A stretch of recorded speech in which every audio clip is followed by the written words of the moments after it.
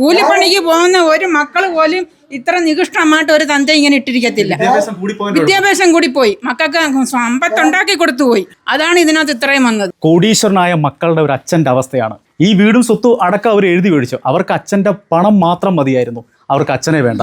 ഈ ചുറ്റും നിൽക്കുന്ന നാട്ടുകാരാണോ ഈ അച്ഛനെ നോക്കേണ്ടത്? ഒന്ന് ചിന്തിച്ചു നോക്കുക. ഈ 2 ആൺമക്കളുള്ള ഒരു അച്ഛനാണ് ഈ നിൽക്കുന്നത്. ഇദ്ദേഹത്തിനെ അങ്ങോട്ടങ്ങോട്ട് കൊണ്ടുവന്നു കഴിഞ്ഞാൽ അപ്പോൾ അതിന്റെ ഫലം നിങ്ങൾ അനുഭവിക്കും. അവർക്ക് ഏതാണ്ടൊക്കെ എങ്ങനെയൊക്കെ പിടിപാടുണ്ടെന്നാണ് പറയുന്നത്. മൂത്ത മോൻ പറഞ്ഞെന്ന് പറഞ്ഞാൽ അവരെ ചുറ്റും താമസിക്കുന്ന ഹൈ ക്ലാസ് ആളുകളാണ്. അപ്പം അച്ഛൻ ബഹളം വെച്ച് അവർക്ക് നാണക്കേടാ. ഇവിടെ താമസിക്കുന്നവരെല്ലാം സാധാരണക്കാരല്ലേ, ലോക്കൽ ആളുകളാണ്. അതുകൊണ്ട് നിങ്ങൾക്ക് വലിയ ബുദ്ധിമുട്ടില്ല എന്നുള്ള രീതിയിൽ അവർ സംസാരിച്ചു. അവർക്ക് ഇതെല്ലാം കൊടുത്തു. ഇപ്പൊ എനിക്കൊന്നുമില്ല, ഒരു നേരത്തെ ആഹാരം തരാൻ പോലും ഇല്ല. ആരും തരാനില്ല. പിന്നെ നിങ്ങളൊക്കെ തരുന്നതുകൊണ്ട് കഴിഞ്ഞു കൊടുക്കും. ഈ നൂറ്റാണ്ട് ഏതെങ്കിലും മക്കൾ ഇത്രയും പ്രായമുള്ള അച്ഛനെ കളഞ്ഞിട്ട് പോവുമോ? എന്തൊരു മക്കളാണ് നിങ്ങളെയൊക്കെ! മക്കളെന്ന് വിളിക്കാൻ പോലും നാണക്കേടാണ് കേട്ടോ. അച്ഛനെ വേണ്ട, പണം മാത്രം മതി. 85 വയസ്സുള്ള ഒരു അച്ഛൻ്റെ അവസ്ഥ ഉണ്ടോ? 2 മക്കളുണ്ട്. അതിൽ ഒരു മകൻ അധ്യാപകനാണ്, ഒരു മകൻ കോടീശ്വരനാണ്. 2 പേർക്കും അച്ഛൻ്റെ സ്വത്തുക്കൾ മതി, അച്ഛനെ വേണ്ട.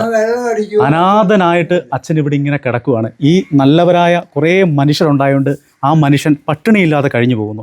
ഈ വീടും സ്വത്തും അടക്കം അവർ എഴുതി മേടിച്ചു. അവർക്ക് അച്ഛൻ്റെ പണം മാത്രം മതിയായിരുന്നു, അവർക്ക് അച്ഛനെ വേണ്ട. കണ്ടില്ലേ, ഒന്ന് നോക്കാൻ പോലും, കുളിച്ചിട്ട് തന്നെ മാസങ്ങളാവുന്ന ഈ മനുഷ്യൻ ഒന്ന് തിരിഞ്ഞു നോക്കാൻ എങ്ങനെ? സത്യം പറഞ്ഞ ഇവരൊക്കെ മക്കളാണോ? പണമൊക്കെ എന്തിനാ പുഴുങ്ങി തിന്നാനാണോ? ഈ നിമിഷം വരെ ഇങ്ങോട്ടൊന്ന് തിരിഞ്ഞു. അച്ഛൻ കുറച്ചിലാണ്. കുറച്ചില്ലെന്നല്ലെന്ന് അദ്ദേഹത്തിന്റെ അവസ്ഥ കണ്ടില്ലേ? ഒരു മൃഗത്തിനെ പോലും ഈ രീതി കാണാൻ പറ്റുമോ? അദ്ദേഹത്തിന്റെ അവസ്ഥ ഒന്ന് നോക്ക്. ഈ നിലവിളിയാണ് അദ്ദേഹം ഇവിടെ കിടന്ന്. രാത്രിയൊന്നുമില്ല പകലൊന്നുമില്ലാതെ കിടന്ന് നിലവിളിക്കുക ഇവിടെ കിടന്ന്. ആരുണ്ട് കേൾക്കാനായിട്ട്? ഈ പാവങ്ങൾ ഇവർ കുറെ ആൾക്കാർ അദ്ദേഹത്തിന് ചായയോ അതേപോലെ ആഹാരം എന്തെങ്കിലും കൊടുക്കുന്നത് കൊണ്ട് അദ്ദേഹത്തിന് ജീവൻ നിലനിന്നു. അതേ എന്നേ ഇദ്ദേഹം കഥാവശേഷനായി പോയത്. നിലവിളിയാ, വിശക്കുന്നേന്നും പറഞ്ഞു. അപ്പൊ നമുക്ക് സഹിക്കുവോ? നമുക്ക് മാതാപിതാക്കളുള്ളതല്ലേ. അപ്പൊ അയലത്തുള്ളവരെല്ലാവരും ചേർന്ന് വെള്ളം കുടിക്കുക, ചായ കുടിക്കുക, ഊണ് കുടിക്കുക ഒക്കെ ചെയ്യുമ്പോൾ അത് തികയും. ഒരു രക്തബന്ധവും ഇല്ലാത്ത ഈ അയൽവാസികൾ കാണിക്കുന്ന സ്നേഹം പോലും ജന്മം കൊടുത്ത മക്കള് കാണിക്കാത്തത് എന്തൊരു മക്കളാണ്! സത്യം പറഞ്ഞാൽ ഇവരുടെ ആവശ്യം ഈ സ്വത്തുക്കളൊക്കെ തിരിച്ച് മേടിക്കണം കേട്ടോ. ഒരു കാരണവശാലും ഇവർ കൊടുക്കരുത്. കാരണം അത്രയ്ക്കാണ് ഈ മനുഷ്യനെ ദുരിതപ്പെടുന്നത്. അത്രയ്ക്ക് നാട്ടുകാർ സഹിയിട്ടാണ് ഞങ്ങളെ വിളിച്ചത്. ഈ സ്ഥലം എന്ന് പറഞ്ഞാൽ കൊല്ലം മൂന്നാംകുറ്റി 600 മൈൽ. ഇത് ബിന്ദുകൃഷ്ണ മണ്ഡലം കൂടിയാണ്. ബഹുമാനപ്പെട്ട ബിന്ദുകൃഷ്ണ ഇതിൽ ഇടപെട്ട് ഒരു അടിയന്തര നടപടി ഉണ്ടാകണം. കാരണം അത്രയ്ക്ക് ദുരിതമാണ്. ഒരു അച്ഛനോട് കാണിക്കുന്ന കൊടും ക്രൂരതയാണ്, ഒരു മക്കളും കാണിക്കാത്ത കൊടും ക്രൂരത. ആ അച്ഛൻ കരയുവാണ്. ഒരു വല്ലാത്ത സാഹചര്യം കണ്ടില്ലേ. പഠിപ്പിച്ച് വലുതാക്കി പൈസ ഉണ്ടാക്കി കഴിഞ്ഞപ്പോൾ അച്ഛനെ വേണ്ട. ആ അച്ഛൻ നിന്ന് കുനിഞ്ഞ് കരയുവാണ്. അച്ഛൻ കരയുവാണ്. അച്ഛൻ വിഷമിക്കാതെ. ജന്മം നൽകിയ മക്കൾക്കോ വേണ്ട. അച്ഛൻ വിഷമിക്കാതെ കേട്ടോ. എന്തെങ്കിലും ഒരു പരിഹാരം ഉണ്ടാവും കേട്ടോ. അച്ഛൻ വിഷമിക്കാതെ. മൂത്തവന് കുടുംബമൊക്കെ ഇളയമന് കൊടുത്തോണ്ട് ഇത് കൊടുത്ത നല്ല രീതിയിൽ ജീവിച്ചോണ്ടിരുന്ന ആളാ. പക്ഷെ ഇപ്പോഴത്തെ അവസ്ഥ ഇതാ. ഇവിടെ നമുക്കൊരു 10-12 വർഷമായിട്ട് അറിയാം. ഇവിടെ താമസിച്ചുകൊണ്ടിരുന്നതാ. അപ്പൊ പുള്ളി എവിടെ പോയാലും ഓട്ടോറിക്ഷയിലേ പോകത്തുള്ളൂ. നല്ല വൃത്തിയായിട്ട് ഇൻസേർട്ടൊക്കെ ചെയ്ത് ജീവിച്ചുകൊണ്ടിരുന്ന ആളാ. വയ്യാതായപ്പോഴല്ല, പുള്ളിയുടെ കയ്യിലെ പൈസ തീർന്നപ്പോൾ. അതിനു മുമ്പ് ഇവിടെ 2 മക്കളും വരുമായിരുന്നു. പാസ്ബുക്ക് ഒക്കെ എന്നെ എടുത്ത് കാണിച്ചു. ഒരുപാട് പൈസ ഉണ്ടായിരുന്നു അതിനകത്ത്. പക്ഷെ ഇപ്പൊ അക്കൗണ്ടിൽ പൈസയൊന്നും ഇല്ല. അതുകൊണ്ട് അവരാരും വരാറില്ല. കാരണം പറഞ്ഞ ഏകദേശം ഒരു 4-5 ദിവസം പുള്ളി ഇവിടെ നിന്ന് നോക്കി ഒറ്റയ്ക്ക്. മൂത്താള്. അതിനുശേഷം പുള്ളി അങ്ങ് പൊക്കളഞ്ഞു. പിന്നെ ഇവിടെ ഭക്ഷണം ഒരു ഹോട്ടലിൽ ഏർപ്പാടാക്കിയിട്ടുണ്ട്. ഉച്ചയ്ക്ക് ഒരു നേരത്തെ ചോറ് ഇവിടെ കൊണ്ടുവരും. ആ ചോറ് മാത്രമാണ് അദ്ദേഹം കഴിക്കുന്നത്. പിന്നെ രാവിലത്തെയും വൈകിട്ടത്തേക്ക് അയലത്തുള്ള വീട്ടിലുള്ള ആൾക്കാർ കൊടുക്കും. ഈ ഒരു നേരം പറ്റത്തില്ല, ആഹാരം പറ്റത്തില്ല.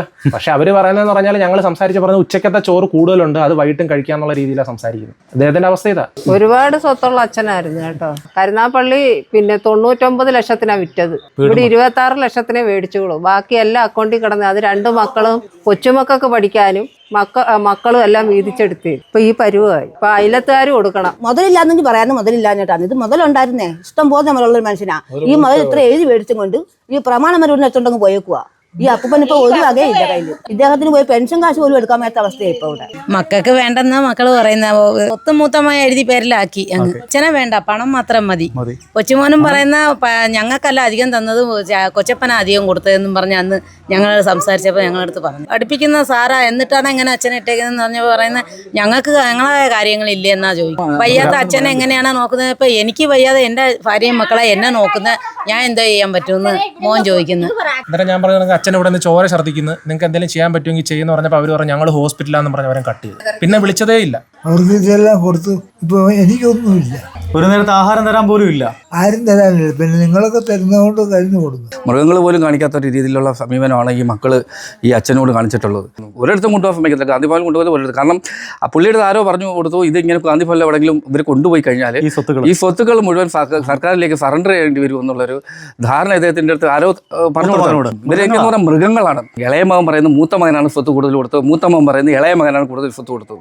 രണ്ട് ആൺമക്കൾക്കും സംസാരിക്കാനുള്ള ഒരു സമയം പോലും ഇല്ലെന്നേ.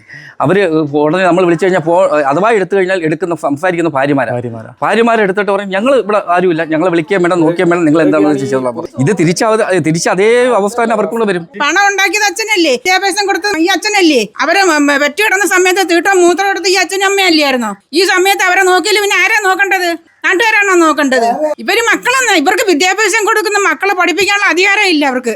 ഈ തന്തി അന്വേഷിക്കാൻ വയ്യാത്തവര്, യോഗ്യത ഇല്ലാത്തവരാ. അവർ അധ്യാപകനാന്ന് പറയുന്നത്. അവൻ അധ്യാപകനാണോ? അവൻ മനുഷ്യനല്ല.